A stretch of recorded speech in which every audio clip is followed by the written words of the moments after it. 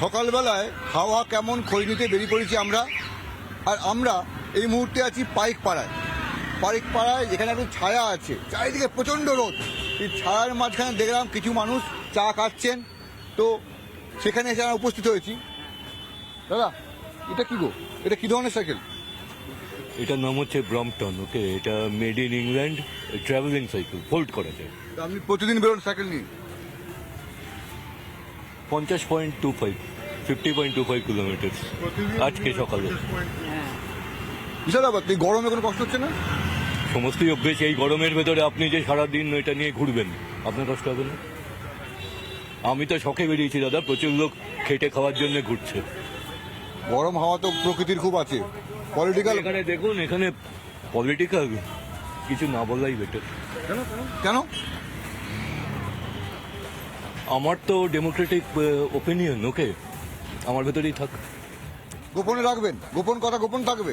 গোপন কথা গোপনই থাকবে। 1 তারিখে বেরোবে। 1 তারিখে বেরোবে? 1 তারিখে বেরোবে। হাওয়া কেমন? ভোটটা না হয় যাকে ইচ্ছা দিলেন, হাওয়াটা কেমন? আমি সততার পক্ষে। সততার পক্ষে? সততার তিনি সততার পক্ষে। কোন সততা বলছেন কে জানে।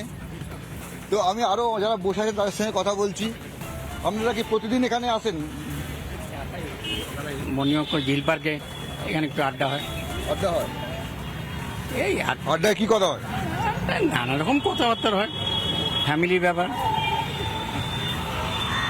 পরিবার ব্যাপার, পরিবারের ব্যাপার। মোদি তো বলছে মোদি পরিবারের কথা। মোদি পরিবার যে যার মতো বলুক, হ্যাঁ। তবে পলিটিক্সের সম্বন্ধে আমার কোনো আলোচনা করা যায়নি। পলিটিক্স নিয়ে চুপচাপ? বেশ, না, আমি কোনো কিছু বলতে চাই না। কেন কেন এত শরীর রাখেন কেন নিজেকে?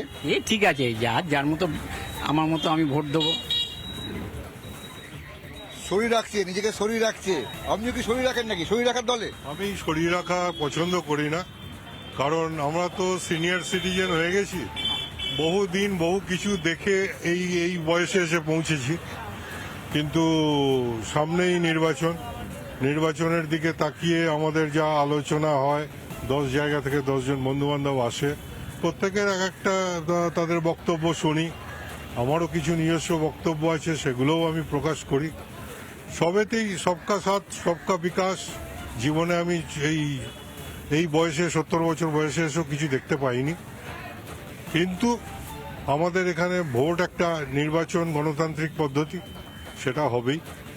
তার মধ্যে ক্যান্ডিডেটের ব্যাপার যদি জিজ্ঞাসা করেন, ক্যান্ডিডেট আমাদের এখানে বিজেপির ক্যান্ডিডেটও বলুন, কংগ্রেসের বলুন, আবার টিএমসির বলুন, সবাই কাজের লোক, কাজের মানুষ, কাছের মানুষ, সবাই বলে।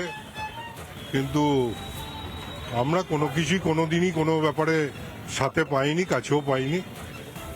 তবুও যারা এখানে নির্বাচিত কাউন্সিলর আছেন, যথেষ্ট কাজ করেন, যথেষ্ট মানে আমাদের এখানকার যে কোনো দুঃখতে, যে কোনো বিপদে লোকাল কাউন্সিলররা যারা আছেন যথেষ্ট উপকারী লোক। কাউন্সিলরকে তো আমরা চয়ন করেছেন।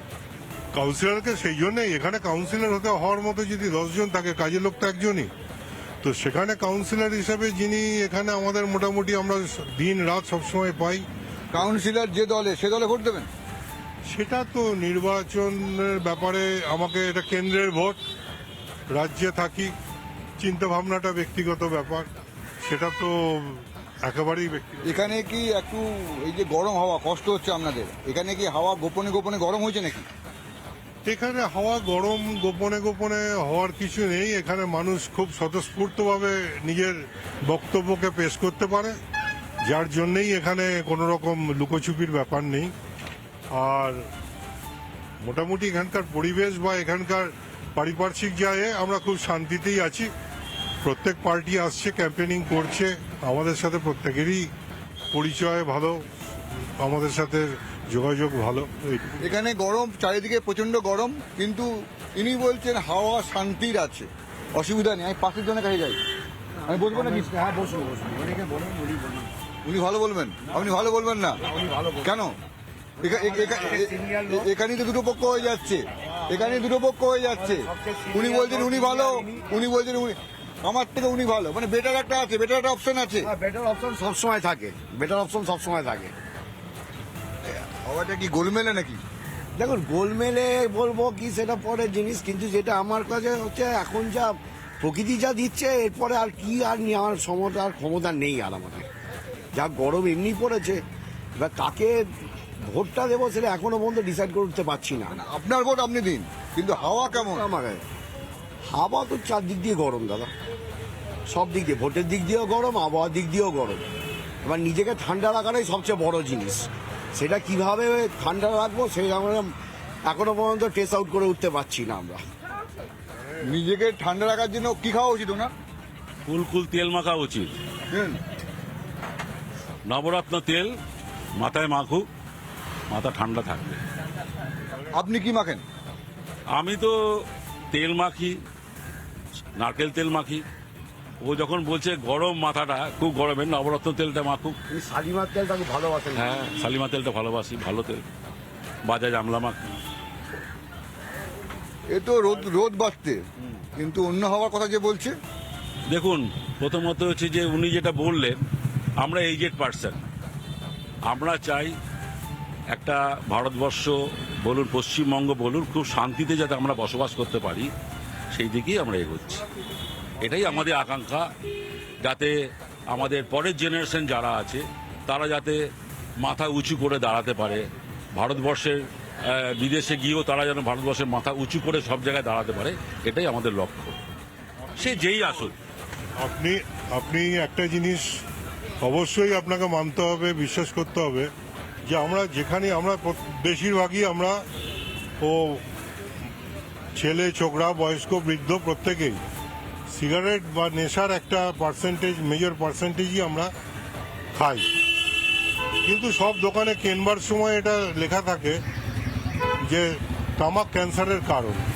জেনেও খাচ্ছি, জেনেও ভোট দিচ্ছি, অথচ ভোট থেকে আমরা দিয়ে কি পাচ্ছি সেটা বিচার করার মতো আমাদের এই 70 বছর বয়সে এসে সে বিচার করার ক্ষমতা আমরা হারিয়ে গেছি।